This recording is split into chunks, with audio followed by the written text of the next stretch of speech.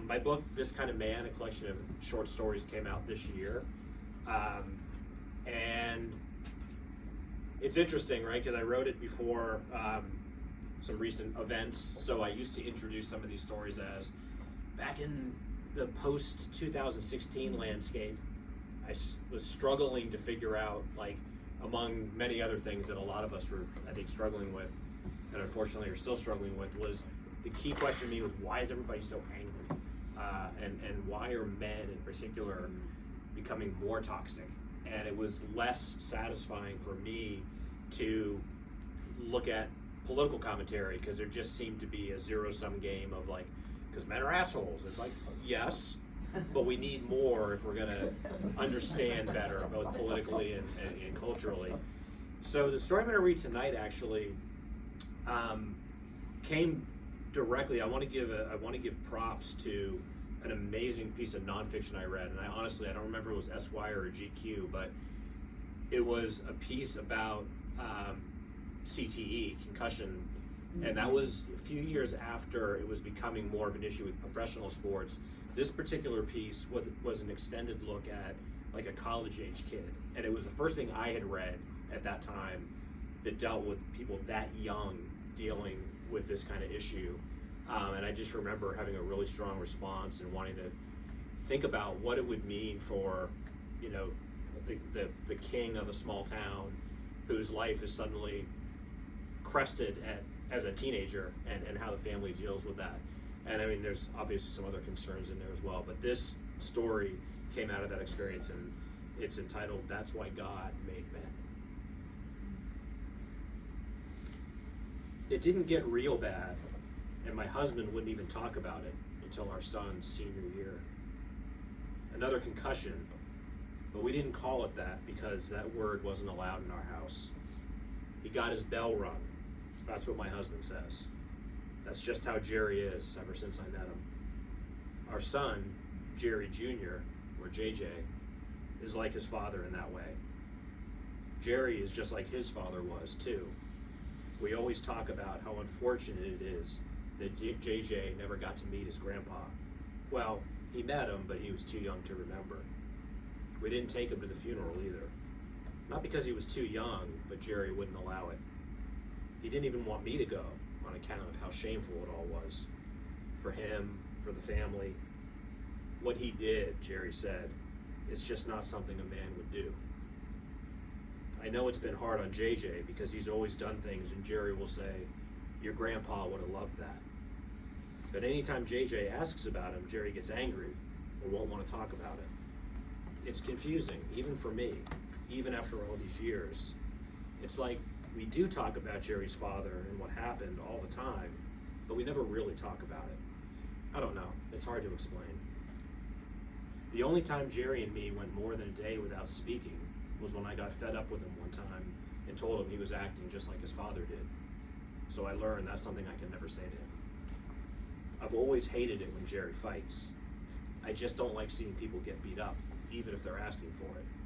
Like the most recent time when that jerk stole our parking lot, our parking spot outside the grocery store. Even Jerry will say he hates violence, but that's why God made men. No one wants to get hurt or killed even, he says. God made men so things can get settled. Otherwise, it's all talking and crying, and that's what women are for. He knows that part gets under my skin, but it's what he always says. The world makes a mess, and men clean it up, he says. Anyways, I hate how he gets so worked up that he always has to get the last word. When he comes home with a bloody nose or a swollen eye, never even ask what happened. He'll just hold up his fist and say, that guy started it, but we finished it. Like I said, I don't like it, but it's better than if he gets mad at JJ or me. Thank God for football. He always says that too, and I agree. We met in high school when he was starting linebacker. He tells everyone he got varsity letters his sophomore year, but it was junior year, the same year I made varsity cheerleading. I sewed that number 52 button, and Mrs. Kowalski told me to take it off. You're not Jerry's personal cheering section, she said, so I wore it on the inside of my uniform. Me and Jerry's own little secret. It's funny, Mrs. Kowalski always seems so old and crabby, but I bet she was younger then than I am now. I know that's probably the way all JJ's friends see me. They'd never guess I was runner-up for homecoming queen. But thank God for football, we say, because without it, we would never have met. I would never have talked to such a pretty girl, Jerry says, but I don't believe that. All my friends had crushes on him. The truth is, I might not have talked to him either. He was so popular and all. That's why marriage is so special. The way you grow to love someone and see things you'd never notice when you're only a teenager. And thank God for football, because otherwise, what would JJ and his father talk about? I always say that to my friends, but I really wonder sometimes. Or if we'd had a daughter instead. Like I said, JJ is definitely a chip off the old man's block. Even more so his grandfather's grandson. They have the same kind of humor, never taking things too serious, except football, of course. What are you going to talk about, my mother said when I told her Jerry had asked me to marry him. She never understood that it's true. Opposites really do attract. If it wasn't for you, Jerry always says, the only sound in our house would be the TV, but not like he's complaining. Like right now, this kind of quiet. Everyone's quiet in a library because they're supposed to be, but everyone's quiet in a hospital because they're afraid. Afraid to say something bad, or maybe hear something bad. Quiet because other people are also afraid, and nobody wants to bother anyone or make things worse than they already are. I'm afraid to say anything to Jerry because I know he's really upset. I've never seen him like this, like he might run off or even start crying at any moment. We've been to the hospital and counted JJ so many times. How many broken bones or stitches or minor sorts of surgeries. JJ spent more time with doctors than teachers was Jerry's big joke. That's part of being a football mom, I always said. You never really think too much about it because it's never anything that didn't happen before. But this time it's different. I used to say I never worried about JJ until he got old enough to drive. All those times he laid out on a football field, I felt like I was part of it, even though I was only watching. It's like when he was a baby. As long as he stayed in sight, nothing too bad could ever happen. Once they start driving, though, you can't be there unless you go everywhere with them. But JJ never caused any real problems. He took his football too serious to ever do anything ignorant like some of his buddies did. Pain is part of sports, I know. Not feeling pain runs in our family, Jerry says. I always say, I can't understand how you can teach someone to be tough without hurting them. He says I say that because I'm not a man. But my son's gonna be okay. He had his seatbelt on. That shattered thumb would have ruined his football career, but everyone except Jerry knows JJ's playing days are behind him. Usually he asks the doctors a bunch of questions and compares whatever JJ is in for against what he's had or seen himself. But when we got here tonight, he only repeated the same thing he said when we got the phone call. Tell me he's gonna be okay. The doctor said his vital signs all checked out, and that's all we needed to hear. But then the police officer said he needed to ask us some questions, and that got Jerry going again.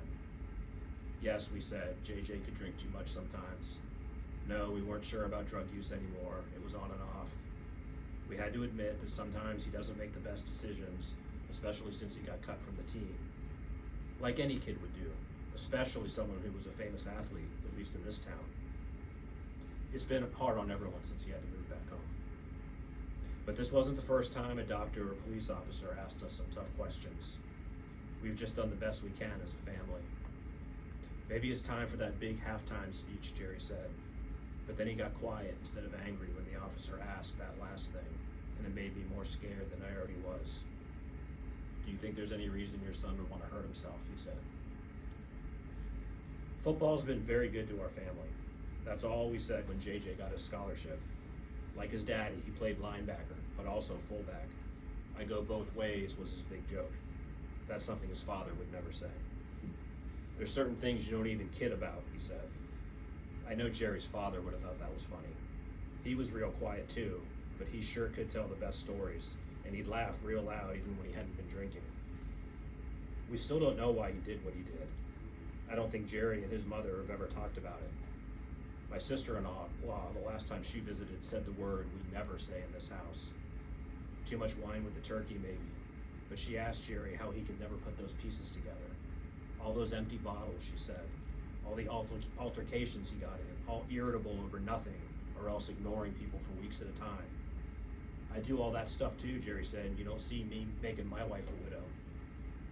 We didn't have depression in our day, he said. That's a new thing, like not being allowed to spank your kids.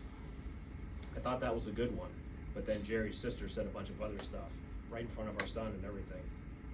That was 3 years ago, and we haven't seen her since. JJ's freshman year of college, the year before he decided to take some time off.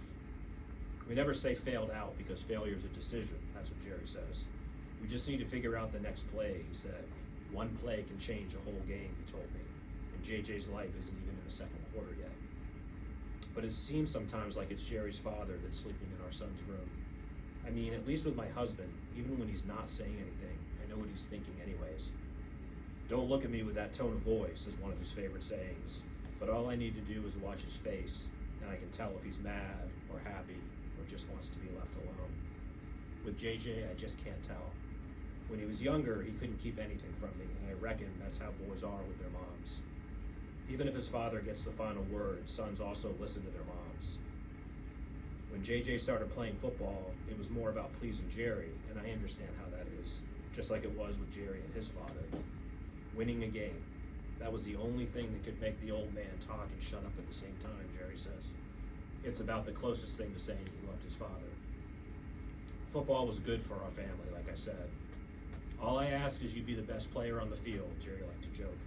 But it was funny because JJ was always was the best player. And it seemed like his teams could never lose. Even when he got to high school and they didn't win, each week it seemed like JJ broke another record or did something else to get in the paper or caused a recruiter to call. Those were the greatest days for all of us. Even the concussions didn't seem so serious. We called those headaches when I was a kid, Jerry would say. Then when the team wouldn't let him suit up for a game one time on account of the new school policy, Jerry about lost his mind. It's just as well your grandfather isn't here, he said. He would have stood on the 50-yard line cussing at everyone. They'd have to carry him away by his boots. JJ, just like his father, smiling and shaking his head, never allowing anyone to see any weakness. Pain is just fear leaving the body. That's another one of Jerry's favorites. I know he'd repeat things like that, especially when he coached Little League, to keep the kids motivated. Even I'd admit a lot of parents want to try to pretend they can keep everything bad from ever happening. Life is also a game, but you don't get to wear a helmet, Jerry says. The thing of it is, all this happened when he was wearing a helmet. Some people say these things keep happening because of the helmets. They say the boys are so big and athletic these days, it would be safer without helmets and pads. But even Jerry talks sometimes about his father, a quarterback, and how he'd complain about feeling dizzy after games, or that there was never enough aspirin for the way his head would hurt, like a faucet he couldn't turn off. When he's drinking or around his friends, Jerry will say stuff like, I got my bell rung so much I thought I was at church, or how he and the other kids would throw up on the sidelines. Playing through the pain is what separates the big boys from the little bitches, he always says. That's what the men in our family do, he says. If my father was here, you could ask him. The doctors can confirm that JJ has had 3 official concussions during high school. Nobody's sure how many in college. Even JJ doesn't know. Jerry says college made our son soft, and only losers need excuses. He blames it on the doctors who prescribe too many painkillers, which leads to other things. But Jerry knows he drinks too much himself, just like his father did. Take away sports and beer, what's a man got left, he says. Thank goodness for Sarah, JJ's girl. High school sweethearts, just like me and Jerry. I know JJ's been a lot to handle, so I'm grateful we have her. For all the coaches and so-called friends who showed their true colors, Sarah's family as far as I'm concerned. Maybe if she'd gone to the same college, things could have worked out different, but she didn't have any scholarship, so she's taken some classes here at the community college and waitressing just like I did before JJ was born. And I know my son tells her things he won't tell anyone else because she talks to me about it sometimes. She turned to me back when they went through some tough spots, even before JJ came back from college. And I know she's not real close with her own mother, so I explain things to her, like I wish someone had explained to me, mostly relationship stuff. Like, they don't mean anything by it if they get real quiet sometimes, or scream at other cars on the highway, or get mad at the ball game on TV. Men deal with their anger different is all I tell her. You think JJ's got a temper, you should see his father. But she's also told me things I'd never know, things Jerry would never want to know. I wonder what he'd say if he knew JJ was taking pills to help him with his memory, that they told him to talk to someone about it, like a professional. If I talked to a shrink, my dad would die of shame, he told her. Sarah said sometimes when JJ's in the car, he forgets where he's driving to, or in the grocery store, he won't remember what he's shopping for. That this all started back in high school, and he lied about his symptoms in order to play those last games his senior year. Sarah told me he said it felt sometimes like his brain was being slow cooked, like barbecue. I wish sometimes we knew this stuff before he went to college. I wish he could have talked about these things, but then I wonder what it would have been like at the dinner table every night. It was bad enough when the school wouldn't clear him to wrestle on account of his last concussion. Jerry said it was for the better because he didn't need anything else to mess him up for college ball. I told JJ to put that energy into his homework, but he said, "Mom, we both know I didn't get scholarship because of my smarts." I know Sarah feels guilty she never said anything about the steroids. JJ said all the players did stuff behind the coach's back, and some of the assistants even knew about it. JJ said in practice, in college, they won't even let you practice if you're hurt, so you have to work out on your own. You do whatever you can to get back on the field. You have to have an edge, is what Jerry always says. I know Sarah's parents don't approve of her and JJ's relationship. Her mother never did, at least since graduation, and for sure after that time JJ spent a night in jail. True, they were having one of those rough patches, but even Sarah would confess it was wrong of her to go on a date with the bartender from the restaurant she works at. One of JJ's good friends, or used to be anyways. And no one's saying it's right what happened, but JJ paid a price for what he did. Another man's woman, Jerry said. On our day, that would have got laughed out of court. Fortunately, Jerry used to coach with the boy's father, and they worked it so lawyers didn't have to get involved. They're going to take away his driver's license, at least for a while, the police officer said after the last time. And if he messes up this bad again, no one's going to be able to pull strings for him. I'll admit, it was hard those first few months after college when he'd never leave the house.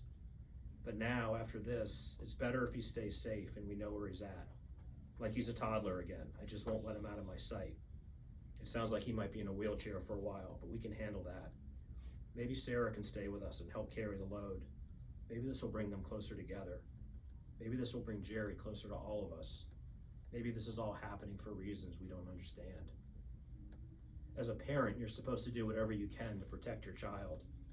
I tell Jerry I'd give anything to trade places with our son. Give me the headaches, the memory stuff, the depression, whatever you want to call it.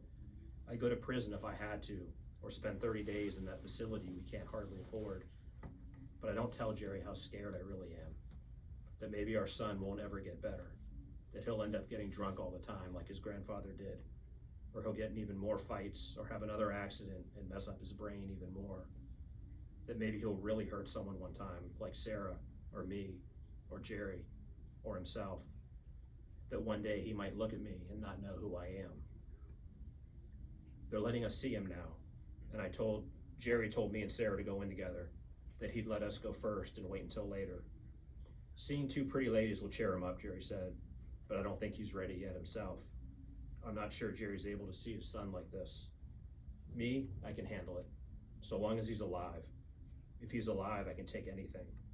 I saw him when he came into the world all wet and helpless. I saw him when they took his tonsils out, tough enough to eat ice cream the same day. I saw him in the emergency room after he split his chin open. I saw him when they put his shoulder in a splint using pins to hold it together. I saw what happened to his hand when he punched our sliding glass door the day he came home from college. I saw him that last time when they took him away in handcuffs, the kind of thing no mother should ever have to watch. I saw him cry the other night when he told me he'd never feel like himself again. But I reckon I can handle anything as long as he's alive. But I'm still afraid. It's not on account of what I'll see, but what I might hear. I'm not worried about what the doctors will say or even what I'll say, because I'll say anything. I'm scared that my son is finally going to talk about things no one's prepared to hear. Some of the things men in our family have never been allowed to say. Thanks.